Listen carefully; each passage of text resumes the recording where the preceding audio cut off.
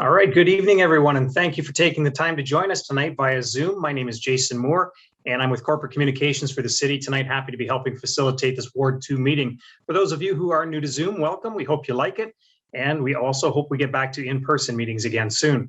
This Zoom platform gives us a couple of ways to interact. You can ask questions of Councillor Costante and others through the Q&A feature, and you should see that at the bottom of your screen. You just type in your question whenever you want. There's no need to wait, and we'll read it aloud and get it answered by the appropriate people.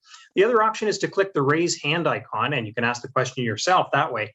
Again, no need to wait. Just click the raise hand option whenever you're ready, and we'll get to you as soon as possible. I only ask that you keep your questions as concise as possible, written or verbal, and we'll do our best to have them all answered. That's the basics of Zoom. Now to the meeting. We're here to specifically discuss Ward 2 and the issues and opportunities for Ward 2. And this is the final of 10 ward-specific Zoom meetings that we're hosting over the course of October and November. And as always, we've encouraged, and we do encourage, those with issues or opportunities specific to their ward to bring them up during their meeting. This way we can all stay focused on the ward at hand as much as possible. Joining us tonight is, of course, Ward 2 Councillor Fabio Costante, but also Windsor Mayor Drew Dilkins, and a number of administrative staff are here to help answer any questions the councillor or mayor might like to defer. I do have one special note for tonight. If you hear an alarm go off, not to worry, it's a test here at City Hall. So if I suddenly mute myself, it should be short-lived. The councillor should not be impacted though. There is an hour slated for this meeting, so hopefully that works out. But for anyone who may have less time to give us, we'll be trying to get the full meeting on our YouTube channel tomorrow. Lastly, if you should have a question that we don't get to this evening or that comes to mind later, you can always email your ward councillor, the mayor's office, or 311 afterwards. Now that we know what we're in for, I'd like to ask Councillor Costante to activate his microphone and share a few words to start us off. Councillor.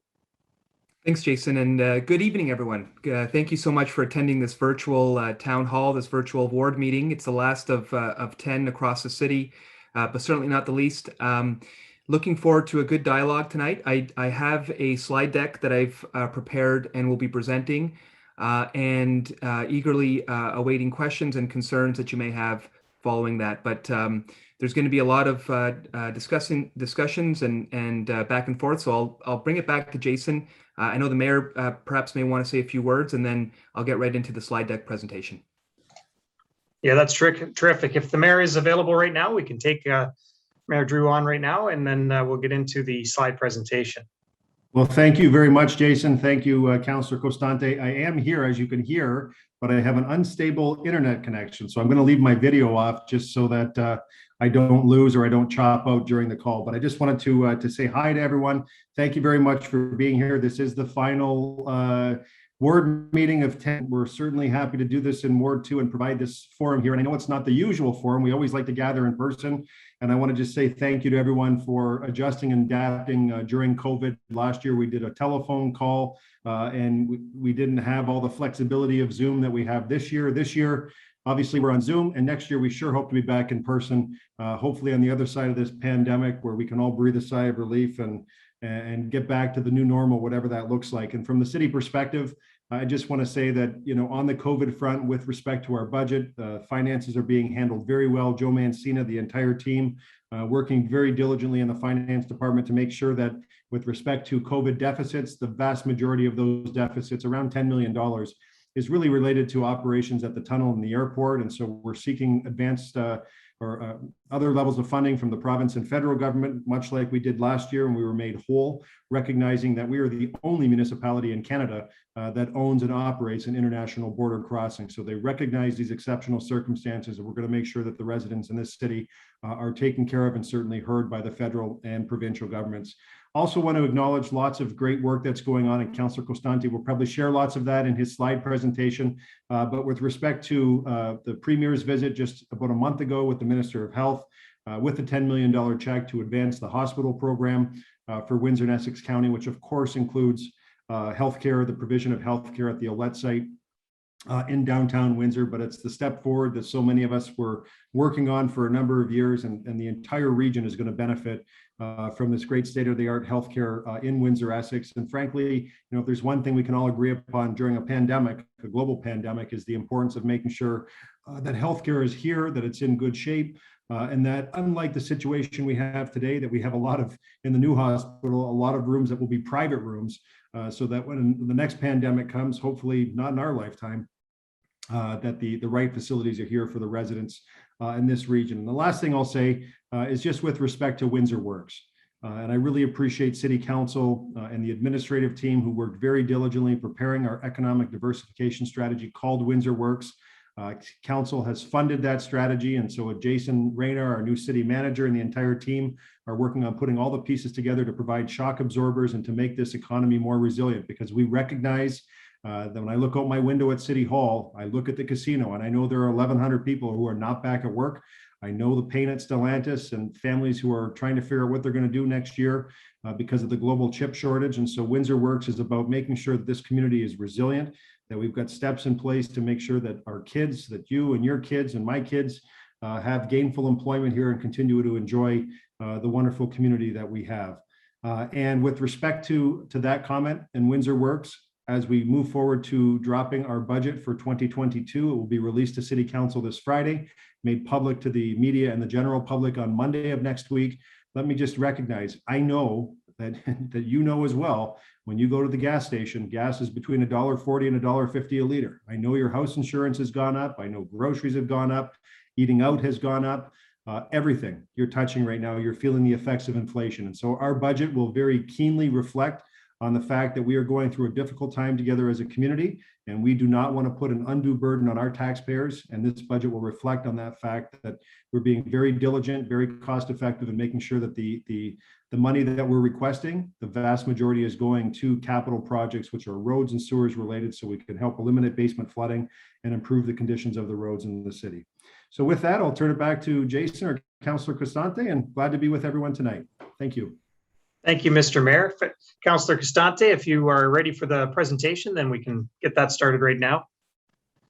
Thanks, Jason. And before I begin, I'd just like to begin by acknowledging that the land on which we gather is the traditional territory of the Three Fires Confederacy of First Nations, which includes the Ojibwa, the Ottawa, and the Potawatomi. The City of Windsor honors all First Nations, Inuit, and Métis people and their valuable past and present contributions to this land. And so I'm just going to set up my my slide deck now, and I should be able to do this pretty seamlessly. So I think it's up now. And my screen. Okay, well, again, welcome everyone. Thank you for attending this meeting. I'm just going to blow up the screen here. I think we should be good to go. There we go. All right. So as I mentioned, we have the mayor obviously has spoken. There's many members of administration who I've asked to be in attendance today, only because if there's technical questions you may have that I don't have the answer to, I'd like for you to get a response tonight if possible. And I've asked administration from every department of our city to be here. And so there's 10 topics that I want to go over today. And these are topics that I see day in and day out as a city councillor, and are topics that I know are important to many residents in the ward that I represent. The first is roads, infrastructure, and transit. Secondly is parks and recreation. Third is housing and commercial development. Property standards is fourth. Fifth is bylaw development and enforcement. Sixth is speed calming. 7 is community benefits through the Gordie Howe Bridge. 8 is the boarded up homes. 9 is affordable housing, and 10 is just community work that we do. So on the first piece on roads, infrastructure, and transit, you may have noticed Huron Church has gotten a massive revamp over the last few years, and every stretch except for one has been completely reconstructed. There's one more stretch that we've already applied for upper level funding for support and hope to achieve. And that will essentially conclude that whole strip of road from EC Row all the way down to the foot of the bridge. With that said, every major arterial road in Ward 2, save and except University Avenue West, which I'll talk about in a sec, and small parts like College Avenue east of Huron Church and west of Huron Church, those small half a blocks, is up to a really good standard. The reason why College is not done yet is because it's within the zone of influence of the Ambassador Bridge, where they're looking to get the replacement span. And so that whole area may be changed depending on what happens there. And so there's a pause button on that stretch of road. But every arterial road is up to a really good standard. Recently, Tecumseh Avenue West was done. A strip of Riverside was done. As you can see now, Campbell's getting done with the sewer restructuring. and College Avenue was recently done in the last few years. So so we're up to a good standard. A lot of residential roads have been done, Cameron, Brock, Rankin, Randolph in the last year. Next year, I'm happy to announce that Rooney and Josephine are going to get done. And for those that live in that area, you'll know that Rooney, especially in between Partington and Campbell, is one of the worst stretches of road for sure in the West End. But I would argue, even further than that. So I'm glad that that's going to get done. And then we've got future roads. I know folks that live on Barrymore, for example, and Gerardo between Felix and Prince. You've been very patient. Thank you. You're in the capital plan. Your road is designed to get done in 2023. So, all of the roads that need an uplift are getting done. I have a full list, by the way, and I'm happy to share it with anyone who asks, either today or at a future date. And then, of course, the big one for me, the one that I'm very much attached to, as many of you are, is University Avenue West. And because of COVID, the environmental assessment has been a bit delayed, but it's back on track. We're at the tail end of it, in fact, and we should receive that report, I would expect, in the near future. And then we have some money to start phase 1 of University Avenue West, but of course, it's a large stretch of road, and the road, as is being proposed, at least right now, is going to be redesigned into a whole new road that's going to be very exciting for River West, for our inner city, for connecting our campuses, for connecting the west side to the downtown. I mean, the potential is really limitless, and I'm very much looking forward to the final redesign, hopefully the endorsement and approval by council, and then ensuring that we have funding in the budget year over year to get this entire stretch of road done. With respect to transit services, I can say that at this time, the transit service has maintained at pre-COVID levels. And so we're offering the same type of service we've offered before COVID. The difference is, of course, the ridership has greatly dropped. We're at, I think, the last I've heard, and we have administration here to confirm at a later point, but I think we're at 50% of pre-COVID levels. And so transit, from a budgetary point of view, there's a lot of pressure on the system, but we've made a commitment to keep the service level the same as pre-COVID. And certainly, there's nothing that comes to mind that tells me that we're going to do anything differently. So I think that's going to continue. And there's been a lot of infrastructure that's been replaced recently with respect to transit, whether it's our fleet, shelters, passenger pads. And again, I've got a whole list of items if anyone's interested in learning more about that. On the Parks and Rec front, I don't want to go into every detail of every park, but a big part of my campaign when I ran a few years ago was to put more amenities in our parks. And, parks are great spaces for a variety of reasons: to build community, to build placemaking, to create healthy living. And so I'm really proud to announce a lot of investments have been made in parks. And this is thanks to council approving, for example, the asset management plan, and really prioritizing more amenities in parks. And so there's a whole list here. I don't want to go through each one, but investments in parks in the West End have just recently surpassed 1.15 million at Assumption Park, Malden Park, of course, Patterson Park. And if you live in Bridgeview, you'll notice Bridgeview Park with the new trail, trees, benches, drainage improvements, and lights that were recently installed. There's some ongoing work currently with some of our parks, such as the off-road bike trails at Malden Park, some tree planting. Bradley Park, which is a park that I prioritize with respect to ward funds, is going to see a brand new gazebo, shelter trees, soccer nets, and that's going to lay the foundation for future work, which thankfully council approved a budget of upwards of almost $500,000 to spend on revamping the entire park. And that would include drainage, new trails, lighting, etc.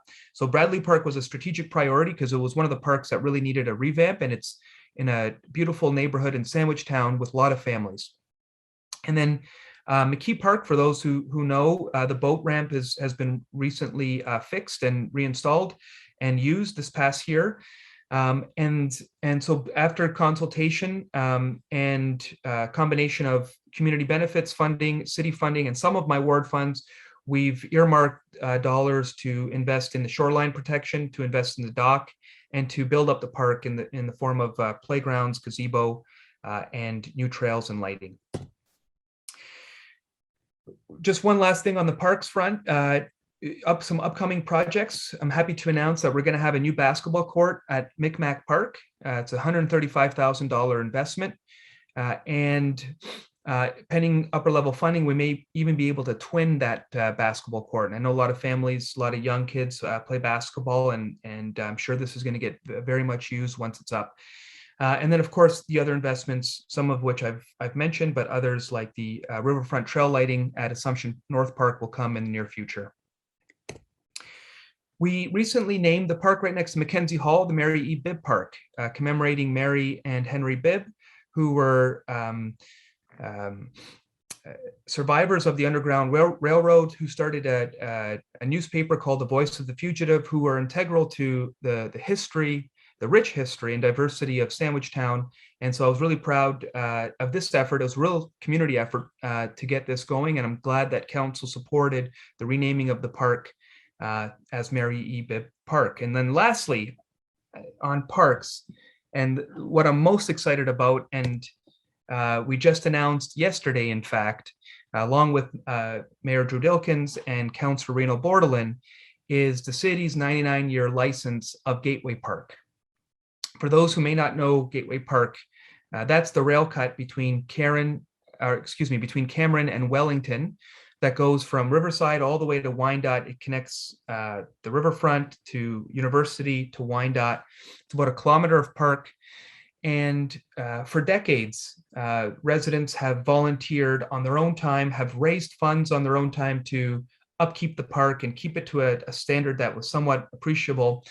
But it was managed ultimately by the rail company, who obviously has no interest in maintaining parks. And so one of the first things that I worked on with other councillors and with the mayor was, how can we get access and control this park for a variety of reasons. One, I got a ton of calls and complaints on dumping and illegal activity happening there, and even homeless living happening in the park. And so there was that going on, but also the potential of the park to elevate it to a city standard is really limitless. And so after council direction, thankfully the majority of council supported moving forward on negotiating a park license, we were able to successfully negotiate a license.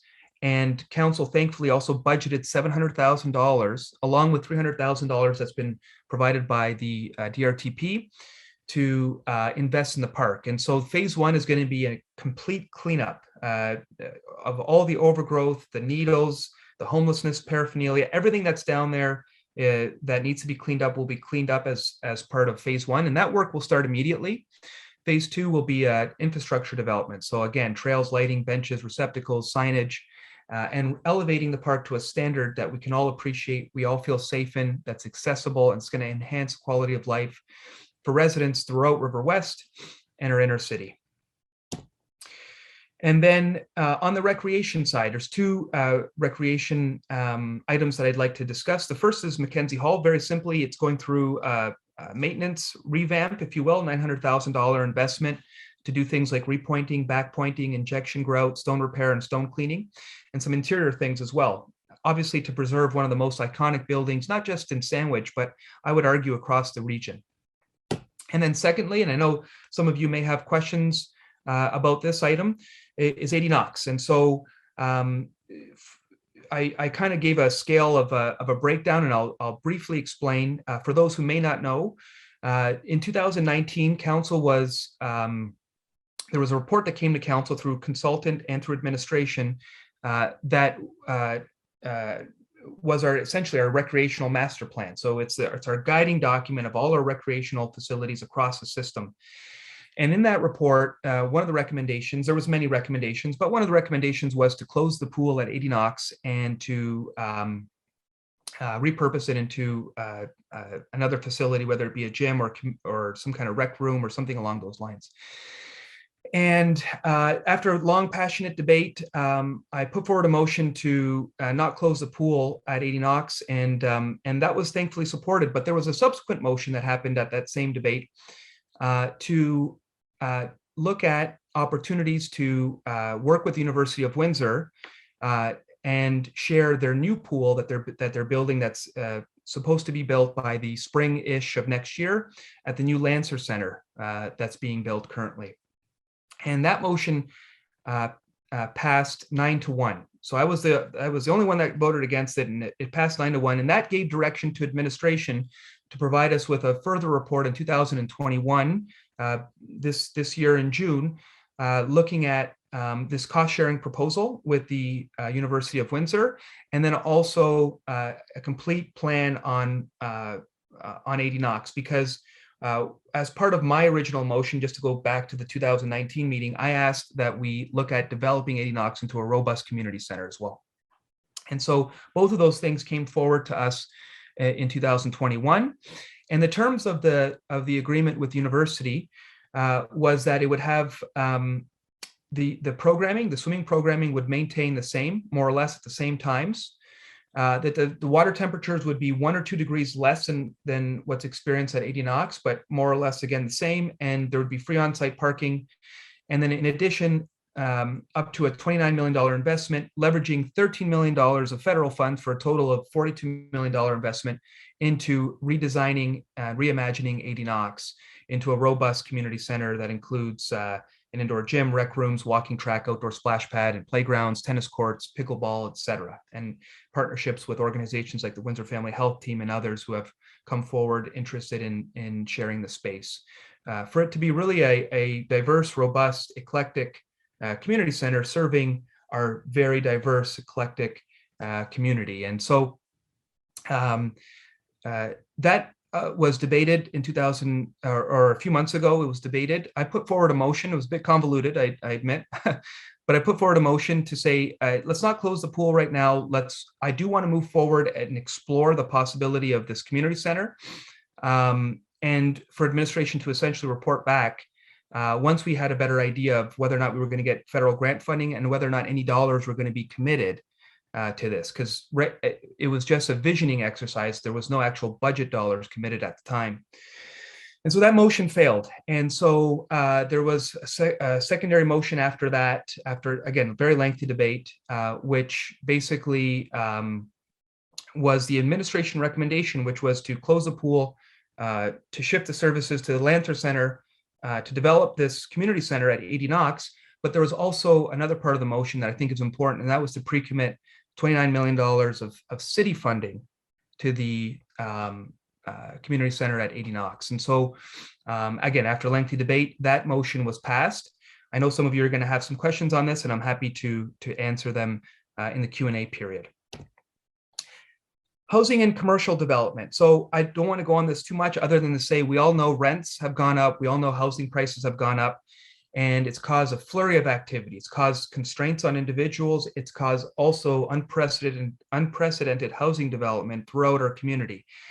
When we look at River West and the things that are happening along University Avenue West, like the Fairmount project at the Old Grace site, the graffiti project on University Avenue West. When we look at Bridgeview, for example, and the proposed 28-unit apartment building planned for Campbell and Tecumseh on a lot that has been vacant for as long as I can remember.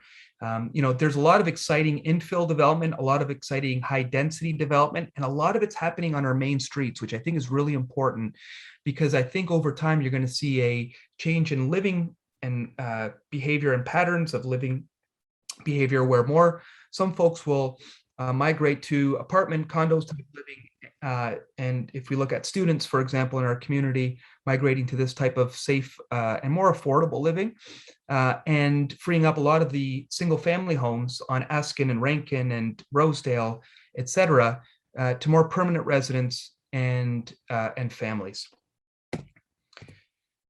And so items 4 and 5, item 4 is property standards. Item 5 is our bylaw development and enforcement. These two items, I call them the attack on the negligent landlord or negligent property owner. And it's a full force attack. And so maybe that's too aggressive of a way to describe it, but it's the only way I can communicate it in a way that, I want to articulate it in a comprehensive way, so you kind of understand how all these pieces are coming together. The first is one that I'm extremely proud of, and that's this council passing the residential rental license. And so this has been an item that's been debated for 3 terms of council, and we finally got it done this year. We finally got it done. And it's going to be a pilot project in wards 1 and 2. So in our ward and in a ward in South Windsor.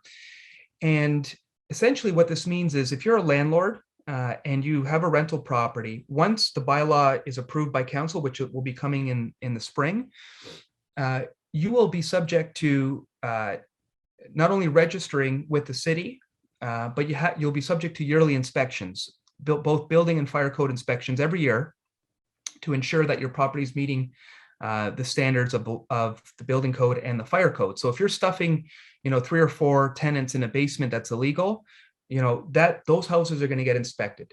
And either the landlord's going to have to make some modifications to get the house up to a standard, or they're going to have to change the way in which they do business. And in fact, there's an article that I posted here from CTV Windsor where they stated, and this was a few months ago, that some out-of-town landlords are selling their properties due to the city's residential rental pilot. So we know it's already working, just the sheer fact that we've gone in this direction. And so I'm really excited about this. Collecting the data on this will be critical. And then in 2 years' time from now, next term of council will have to decide whether or not they want to roll this out citywide or not. This is prong number 2 when it comes to the full attack, and this is in developing our bylaws. In some cases, developing them to give our bylaw officers more teeth or more enforcement ability when they're enforcing bylaws. So one was born out of a resident who had constant issues with a neighbor who had overgrowth of landscape. And so we were able to amend the bylaw to include, if you neglect your landscaping, that it's so grossly obvious that the landscaping is being neglected, then it's no longer considered landscaping. It's just simple neglect of property, and our bylaw officers can come in and enforce.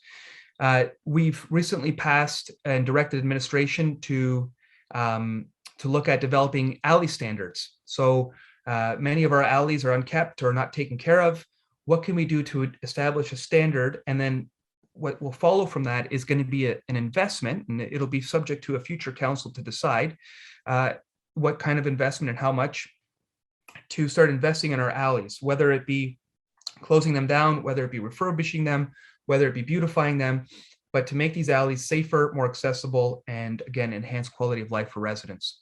And then the third is a bylaw that is currently I put it forward as council question to ask administration to report back, and they're currently in the process of developing the report on a rodent bylaw citywide. So right now, if you have evidence of burrows on your property, you can call the city. We have a great rat abatement program, and we're one of very few municipalities that actually have this. But the issue comes when a neighboring property has that same issue, and they're not calling the city, and they're not doing anything about their rat problem. And so what can we do to force that resident or that property owner or that negligent landlord to do something about it? And so we're going to get a report back on that. I'm hopeful that we can come up with some solutions and figure out what we can do on a citywide level, because I know this is an issue that's being experienced throughout the city. Speed and traffic calming. I know this is an issue not just in the West End, but again, across the city. And there's some things that we've been able to put in place. I've heard you loud and clear on we need to do more things, Fabio, on getting stop signs, on slowing people down. So one of the first things I stuck my neck out on, and it's controversial, and you either really love it or you really hate it, is the red light cameras. And I'm proud, at least, to say that council supported the vision to install red light cameras, and we're going to see them in the next few months at 10 of our most problematic intersections. This was an exercise led by our traffic engineers to determine the most problematic intersections, and hopefully that will flow from year to year, and hopefully it meets its intended goal, which is to deter flagrant running of red lights and help people or change driving behavior and patterns in our community. Some other things that are currently in the queue and working on, and this is because all of us as councillors and the mayor are hearing from residents, is streamlining our speed calming policy to make it easier to get things like speed bumps and bump outs and speed radars, things like that.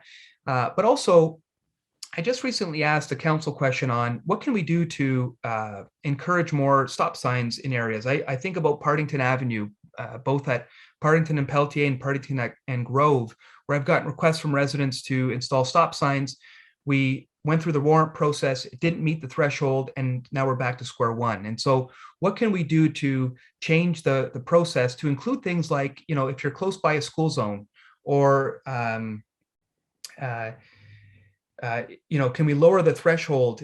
Can residents petition to get it done? What are other factors that we can include that could perhaps make it a little bit easier to get some stop signs installed? And so we'll get a report back on that, I'm sure, in the coming future. And it's something that I've been pushing for, essentially since being on this term of council. I don't want to get too much into this. These are the community benefits. I've discussed this at the last ward meeting, but we're receiving a massive amount of community benefits from the Gordie Howe Bridge project. $12 million going to the road reconstruction of Sandwich Street. The sewer relining work, thanks to an $8 million investment by council, is already underway. And then the road reconstruction will begin next year, and it'll be done in 3 phases. Will include the entire stretch of Sandwich Street from the Gordie Howe Bridge all the way to the roundabout. And again, that'll be an entire road redesign as well. We're going to have bike lanes that are going to go all the way to the Gordie Howe Bridge. You can take your bike all the way to Detroit if you want to, and other really cool features with respect to streetscaping along Sandwich Street. There's also $10 million of community benefits that are going to a whole host of projects, some of which I mentioned. They're listed here. I'm happy to talk to you more about them. And also a lot of nonprofits and organizations that serve the West End. So for example, the Sandwich First Baptist Church just got some funding from the community benefits with respect to erecting a museum outside of the church to tell its history. And there's so many other great projects that are being done through our community benefits committee and through the community benefits dollars. Of course, I never have a ward meeting in the West End without talking about the boarded up homes. And so I just want to recap. In 2017, the federal government at the time provided the bridge company with a permit to construct a replacement span, and attached to that permit was 27 conditions or so. And one of the things that had to be done that was within 5 years, they had to begin construction so satisfy the conditions and then begin construction. And that time is ticking, because next August of 2022 is a 5-year timeline. And so I can't disclose much. Obviously, a lot of this is going through our legal counsel and their legal counsel. But I can tell you that it is a point of frustration and disappointment, but I'm not surprised. However, the one thing that I do want to talk about, I'm not surprised at the behavior, I should clarify, of the bridge company. And the one thing I do really want to talk about is the remaining boarded up homes. And these are the homes on Edison, on Brock, on Bloomfield, on Rosedale, on Felix, that have nothing to do with their permit. When they received their permit, they had a slew of homes on Indian that they were able to tear down. And they did that right away. It's one of the first things they did. But they have all these other homes that have nothing to do with their permit. And so there's one of 3 things they can do. They can decide to sell them, they can decide to refurbish them, or they can decide to do what 2 young developers who were born and raised in Windsor, Essex did back in April of this year. And I posted a Windsor Star article there explaining that. What they did was they came to council, they respected our Heritage Conservation District and our heritage laws, they respected our demolition control bylaw, they worked within the process, they submitted a demolition permit. It was unanimously granted by City Council, unanimously. And I emphasize that because when a party respects our laws and does things according to process, council will always act reasonably. And so these 2 young individuals now have the permit to tear down the home, rebuild a home on Indian Road that's going to respect our heritage laws and satisfy a housing need that we have in our community. Since I've been on council, and the mayor can vouch for this, since I'm sure he's been a councillor, not once has the bridge company come to council requesting a demolition permit to erect another property on site. They want to tear down some homes, but they have no plans, and they're not disclosing any plans on what they want to do to replace the density that's been lost and been gutted in Sandwich Town. And so I've been public about this, and not once has the bridge given a public position on why they're stalling on the remaining boarded up homes in Sandwich. Affordable and social housing, folks, this is one of the central issues, not just of the last year or 2. I think this is going to be the central issue of our generation in our city. And it's not just a Windsor problem. I think this is a provincial, in fact, a national problem, a challenge that we have. We have a real housing dilemma. a lot of folks are priced out of housing. And so what can we do as a municipality to increase the amount of social and affordable housing in our community?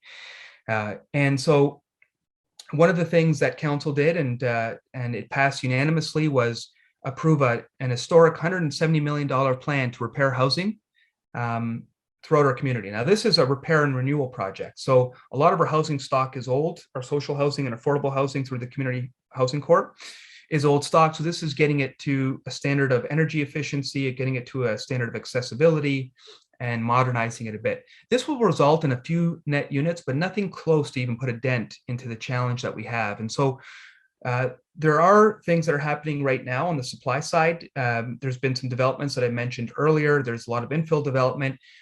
Council passed what are called community improvement plans for both Wyandotte and University Avenue West in the last year. These community improvement plans provide grants and tax incentives for developers to develop not just commercial, but especially residential units. And so we're hoping that that's going to trigger some development and more housing stock and supply. Next year, we'll see Meadowbrook be finally done, which will be a significant investment, I think, of upwards of about $36 million. And that was a combination of provincial, federal, and municipal dollars. And I sit on the Community Housing Corporation board, and we passed what's called a Regeneration Plan, which is a pretty seismic plan that looks at all of our housing units. And essentially the net effect is, how can we create more units in our community, and where and how does that all happen? And so we passed it at the board level. It hasn't come to council yet. I'm sure it will in the near future. And that will be certainly one of several guiding documents, including our housing and homelessness master plan, when we're looking at investing more in housing. Then lastly, the community stuff, guys. Being a councillor has been one of the privileges of my life, without a doubt. But I got to tell you, the stuff I enjoy the most is being out there in the community, meeting different people, organizations, institutions, residents. Even through COVID, we've been able to do some of that, obviously respecting public health boundaries, but we've been able to do some of that stuff. Most recently, I'm so proud of, I was able to dedicate $10,000 of ward funds to completely revamp the basketball court at St. Joseph Square in Sandwichtown. And that was an awesome community effort with community housing and with nonprofit groups and residents. And then, of course, always having the privilege of speaking on behalf of the mayor and city council at certain events, this one being at the Korean War Memorial this past summer. And then lastly, the Sandwichtown Farmers Market. I want to just put a plug in. This has been great work by the Sandwichtown BIA, who's invested in this market and really brought it to fruition. And what we decided as a BIA, and I've been in these meetings since day one, was how can we connect residents to the main street? So that was number one. Number two was, we all want a grocery store. We all want, a Target. We all want these amenities here. And so as a municipality, we got to create the environment to best attract these private sector companies to want to invest in our communities. But what can we do on the ground in a grassroots way to build community, bring people to the main street, and provide produce and items that are sold here at the farmers market? And so that's how we came up with this, and it's been a real big success in our pilot year. Next year we're going to do it more systematically. It's probably going to be done twice as much as it was done this past year. And so if you haven't checked it out, please do so. It's at the Hurricanes parking lot at the corner of Sandwich and Mill. And then, folks, what I did here was I took a snapshot of my campaign literature when I ran in 2018. And I think it's important. I think it's important because we oftentimes say things when we run for office, and it's important that residents hold you accountable to what you say. And so I've provided this. I'm happy to provide it to anyone who asks for it, out of full transparency, to see that every single item on this list, we've either been able to achieve, or is in the queue, or I fought for. And sometimes, as best as you can do, is fight for things. Not everything, you win some, you lose some, but it's important that you stick to what you say and you fight for things. And so I just wanted to put that out there because it's a measure of accountability that I think is important. And again, I'm happy to share that with anyone who asks. And so, with all that said, I'm going to end this presentation with sharing a side-by-side that was given to me from a very dear friend of mine and made me laugh. So when I started council, I was all dressed up in a suit and ready to go and ready to change the world. And most recently, there's a picture of me in a jumpsuit in an alley, just wanting to get this alley cleaned up. Can we just start with this alley cleanup first, And so anyways, I figured I'd end it on a light tone. Thank you everyone for indulging in my rant. I'm really happy and excited to take any questions, concerns, comments you may have. Thank you. Thank you, Councillor. That was very thorough, very comprehensive, answered a lot of questions, I think. And actually, the first one on my list is more for me than you, I think. John asks, is this our other meetings available for viewing online somewhere? So I'll just say yes. citywindsor.ca, you'll find the YouTube link at the bottom of our page. So citywindsor.ca and go to the YouTube page.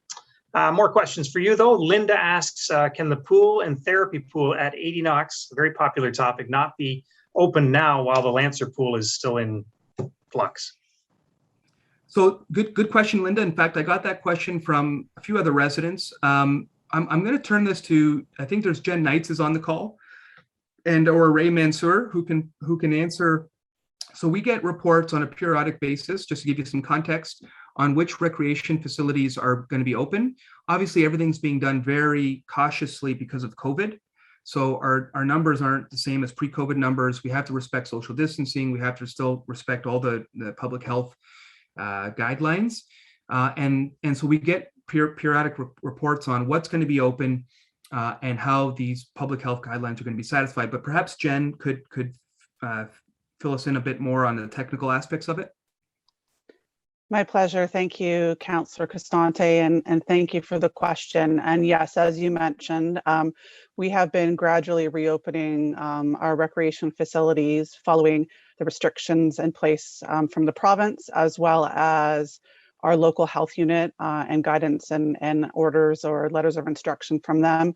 And then in regards to the pools, obviously we have additional regulations that we need to follow. So in the fall of this year, as in the fall of 2020, in order to distribute programs as equally as possible, knowing that there were these restrictions in place and we weren't going to be able to fully open, we looked at a pool on the east end of the city and the west end, and also consider the maximum amount of programming we could offer at those pools. Made the determination that opening the pool at the WFCU Center, as well as the Downtown Aquatic Center would be the first two. And when we reopened, considerable restrictions, but as you mentioned, we have been monitoring use quite carefully and have been pleased that at both of those pools, we've been able to offer reserved fitness lane opportunities, as well as reserved aqua fitness classes. And we're currently sitting at about 50 to 55% use in those programs right now. And, have been trying to adjust schedules based on demand so that if aqua fitness, for example, is more popular, look at decreasing fitness lanes and expanding aquafit. The other layer that we're faced with right now, which is common not only across the country, but in North America, is there is an aquatic staff shortage. And we've been working really diligently to replenish our staff complement, which is down about 40% over past seasons. The challenge with that is throughout the pandemic, we've been extraordinarily limited in when we can offer our leadership aquatic programs. And without that feeder, that's contributing to our staff complement shortage right now. So we are offering as much programming as we can based on demand and also considering the staffing levels that we require under the regulations. But we'll continue to monitor, and as we're able to, and as regulations continue to ease up, we'll look at expanding programming into our other aquatic facilities. Thanks, Jen. Very good. Moving on, one of the other questions we get in all the wards, it seems, but this one is specific to the speed on here in Church. Can we get more enforcement in that area? Yeah, very good question. And not just the speeding, but also sometimes, in fact, as early as today, I noticed. I live right off of here in Church on Lena Avenue, so I'm 3 streets away. I see this all the time, where when you have a backup of trucks, they're blocking the intersection. So I had to maneuver twice today around a truck, and you can imagine how unsafe that is, not knowing what's coming at you from the other side. Enforcement's key, and so what I encourage residents to do all the time is to contact Windsor Police non-emergency. And I'm not saying this because I'm punting it to another authority. I'm saying this because police make decisions based on what's reported to them oftentimes. And and the information that they have, they'll deploy resources accordingly. Obviously, you can follow up with me. I've been communicating with our police liaison from time to time on reporting things. I believe there's a online reporting mechanism as well that's really effective. If anyone on the call has access to that or can provide information on that, I think that would be very helpful. I know, it looks like Inspector Dave DeLuca can maybe give us an answer. Go ahead, Inspector DeLuca. Yeah, thank you. Good evening, everyone. We do have a road watch program on our website.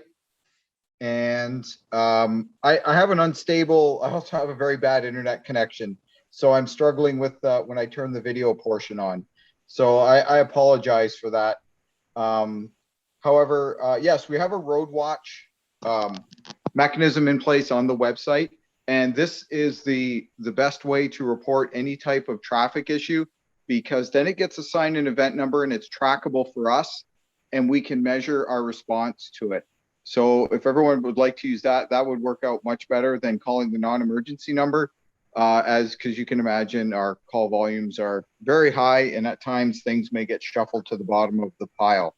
But yes, I encourage everyone to use the road watch option on the website. That's your best choice. Thank you.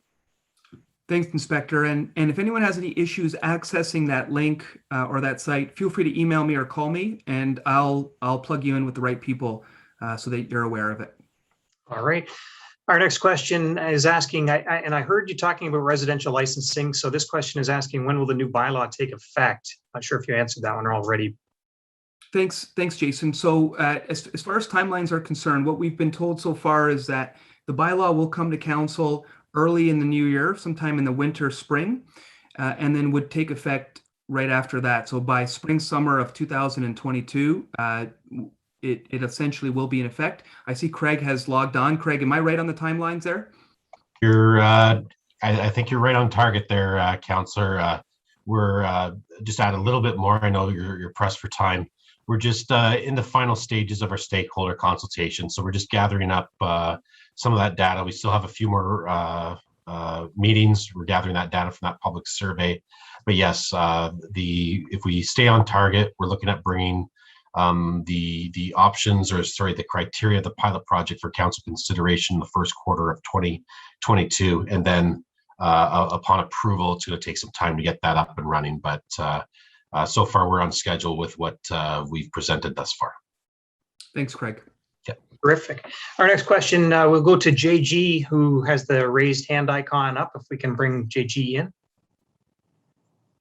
Hello. There you are. Hello. Go ahead. Can you hear? Okay. My question is for Councillor Costante and also the Windsor Police Services. I'm just very concerned and wondering what is being done to stop or sway the drug/criminal activities in the alleyways of McKay Avenue and Cameron Avenue. The alleys are inadequately lit and pitch black at night. I found syringes in the alley, and I believe that these alleyways are a shortcut route to the so-called crack houses or trap houses that have been mentioned in the paper recently pertaining to the murder case at the corner of McKay and University. I can walk down the alleyways and see at least 5 garages that have been cut into and broken into. So I'm just wondering if we can somehow brighten up the alleyways so that they're not pitch black at night and we can safely walk home. Thanks, JG. Look, your issue there on McKay and Cameron is not just isolated to that strip. We've got alley issues throughout the West End, and that's why in my presentation earlier, myself, and this issue preceded my time on council, but I was able to play a role in this term, pushed for what's called an alley standards policy, because right now, JG, we don't have adequate funding for our alleys. That's just a long short of it. There's not enough funding to go in to make the investments that I think we need to make these alleys safer, cleaner, and mitigate against things like you're mentioning, like these criminal activities. With that said, let's talk about the current process. The current process right now is residents who live on an alley that their backyard abuts an alley are responsible for that little plot right adjacent to your backyard. If there's neighbors that aren't upkeeping their alley, then that is a 311 lodged complaint. Our city bylaw officers will come down, issue them tickets, and then they'll have to clean it up. Or eventually, if they don't, after a prescribed time, the city will clean it up and charge them on their taxes. That's the process we have in place right now. It's a complaint-driven process. I'm hopeful that this alley standards policy will address these issues more proactively. With respect to needles, that's also a separate call, but we have people trained to handle needles, whether it's on public right-of-way like alleys or whether it's in our parks, etc. And I would strongly discourage anyone on, any resident from trying to do it yourself. Please do call the city when it comes to needle pickup. But with respect to the long-term solution, the solution that I know that you're looking for, which is to make a reasonable investment in these alleys, which by the way are public assets. I mean, this is public right-of-way. That's what I've been pushing for, and that's what we're gonna get a report on this in the future at some point in establishing this alley standard throughout our community, and it's going to come down to the council whether or not they want to allocate budget funds to this, because it's going to require a significant amount. This is right now the amount that we have allocated for alleys covers basic upkeep on paved alleys to fill in potholes and things of that nature. It's nowhere close to what we need, in my view, at least, probably in your view too, to look at these long-term solutions. All right, thank you, Councillor. Our next question comes to us from Janine, who writes, "Thank you for all you do for Ward 2 and the city, Councillor Costante. During item 3 of your presentation, you used the phrase more affordable. Could you expand on the more affordable for whom and what?" What was that regarding? I need to go back to.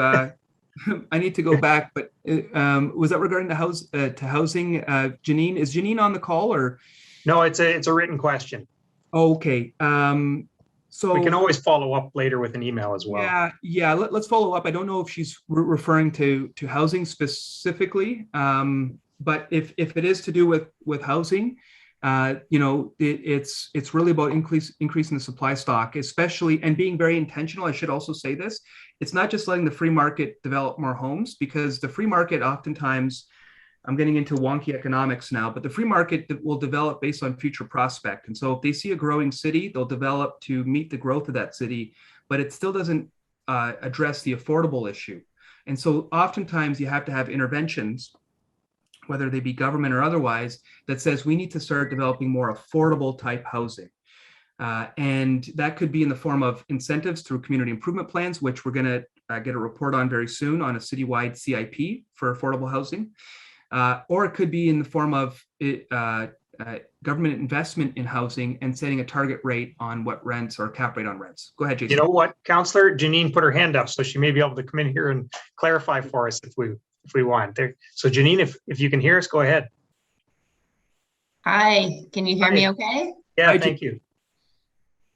It was a housing item, and it's just that the word affordable gets used often, and it still points to maybe rental units, but what is the city actually able to do as far as keeping rent?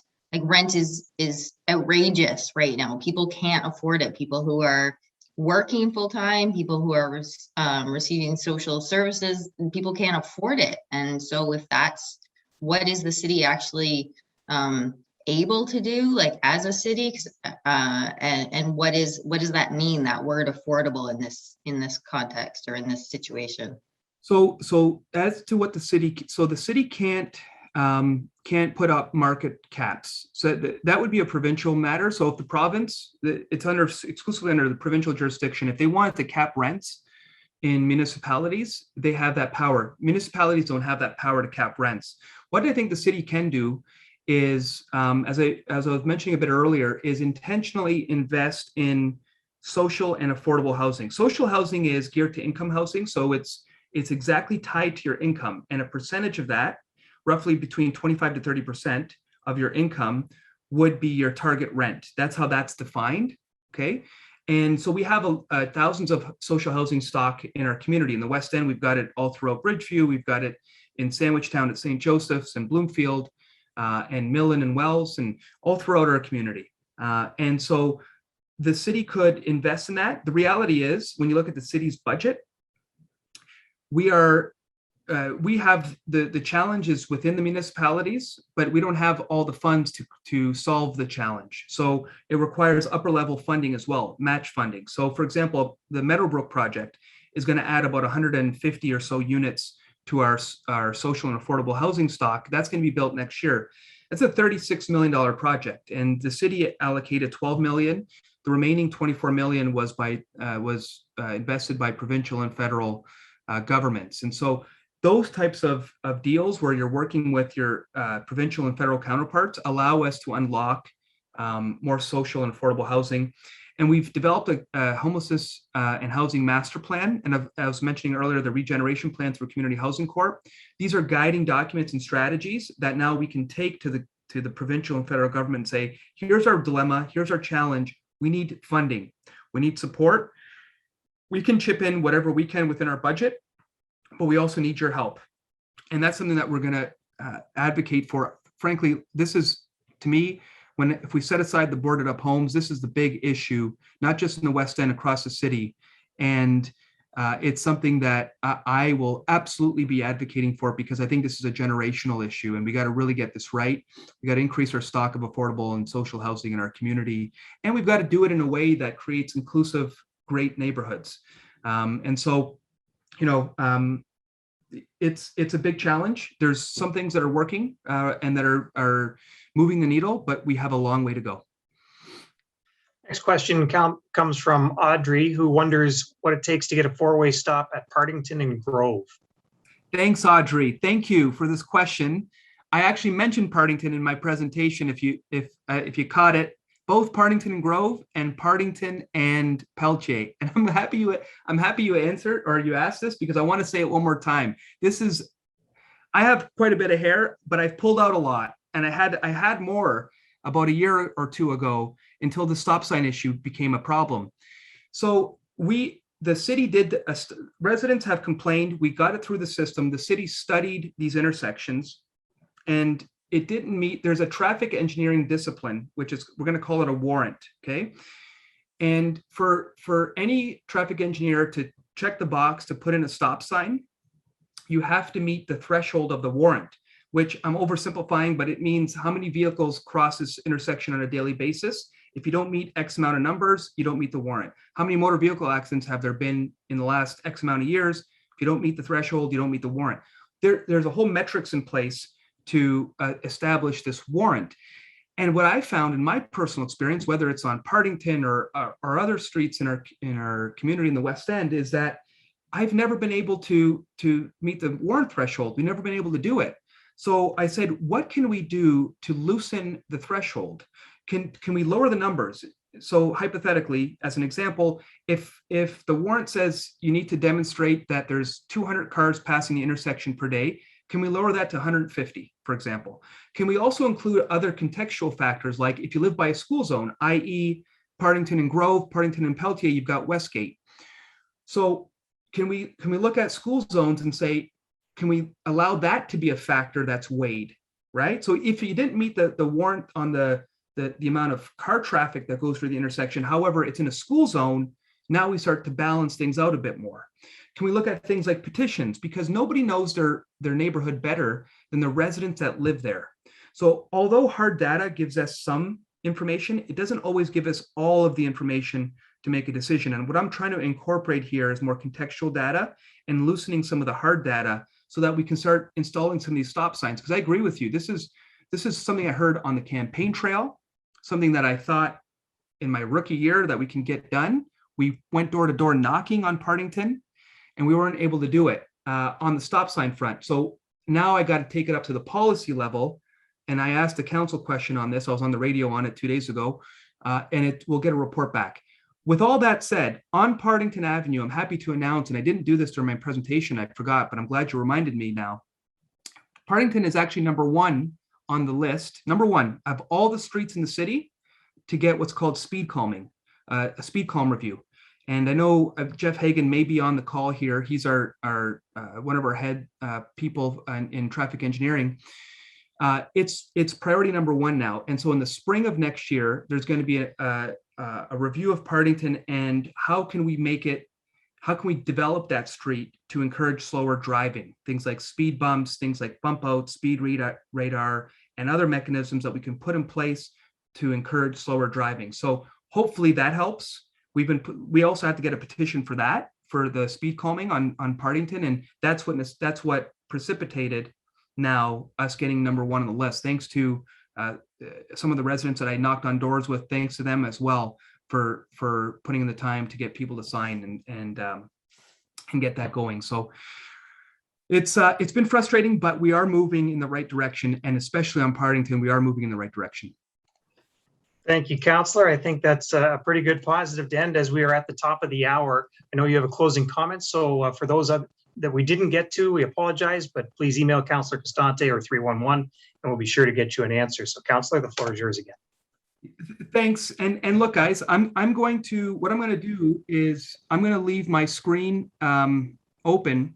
I'm happy to do these Zoom calls at any time with any of you. And so if you want to do another neighborhood meeting at some point in the future, or you have specific issues, I'm happy to do these. This one ran a little, these things always go by really fast. And I apologize, we weren't able to get to everyone's questions, but I'm happy to have future meetings with you all. Thank you so much for your time. Again, this has been a real privilege. It's been very difficult these last 2 years with COVID, but as a community, we've been able to climb through this. It looks like there is some light at the end of the tunnel when we look at the numbers and the modeling. And I'm really, despite the challenges of COVID, despite all the difficulties that we've had, we've still been able to move our city forward. And there's a lot of good things to be proud of. There's a lot of things that we still need to improve on, in some ways a little bit, in other ways a lot. And I look forward to all these challenges and all these opportunities with you in the future. So thank you again. Thank you, Jason. Thank you, administration, for being here.